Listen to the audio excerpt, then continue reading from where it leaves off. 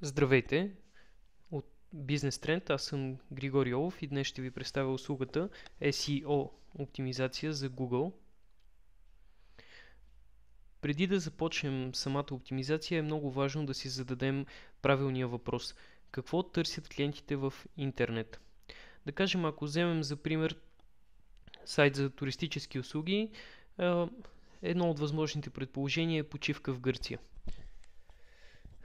Благодарение на опита ни до момента сме установили доста по-добър начин да определим въпроса, който ще ни доведе до правилния отговор, и в случая той е какво търсят клиентите точно преди момента на покупка в интернет. Оказва се, че хората правят своеобразно проучване, независимо дали купуват продукти или услуги, но точно в момента преди покупката фразите, които се изписват, са много по-подходящи за работа, тъй като и възвръщаемостта от тях е по-голяма. Ето в случая пример за такава фраза. Почивка на Корфу, цена. Тук вече човек е избрал конкретната дестинация в Гърция и най-вероятно по всичко личи, че преглежда и сравнява цени. Това е една стъпка непосредствено преди момента на покупка и съответната фраза би била много по-успешна като възвръщаемост и съответно си струва да се концентрираме върху нея при работата по SEO оптимизацията на съответния сайт. Всъщност, кои са факторите, които влияят върху класирането на даден сайт и му помагат да се издига нагоре в резултатите в Google? На първо място това е on-page. Това е всичко, което се случва на сайта. Съответно текстове, картинки, менюта, самата структура на сайта, абсолютно всичко, защото целта на Google и другите търсачки е да предоставят максимално качествено и така по обем голямо количество информация на хората, за да бъдат максимално полезни.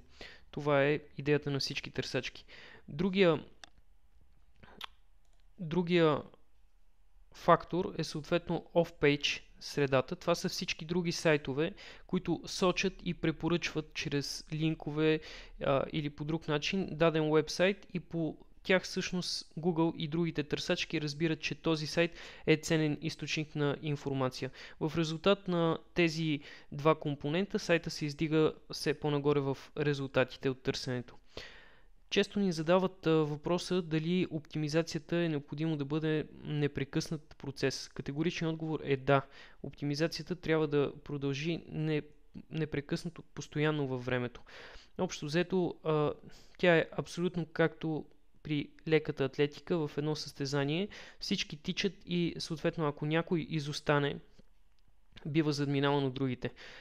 Често ни питат за еднократна оптимизация и след това спиране на работа. Това е абсолютно недопустимо, както виждате тук, примерът е много ясен. Представете си какво ще се случи, ако един от състезателите просто реши да спре да тича и да си почива. Разбира се, ще бъде изпреварен от другите. Ето защо е необходимо постоянно да се полагат грижи за обновяване на информацията на сайта, както и подобряване на качеството на линковете, които сочат към него, и редица други компоненти. Надявам се, че видеото ви беше интересно. Ако имате допълнителни въпроси, може да се свържете с нас. Хубав ден от нас, Бизнес Тренд, и мен, Григор Йовов.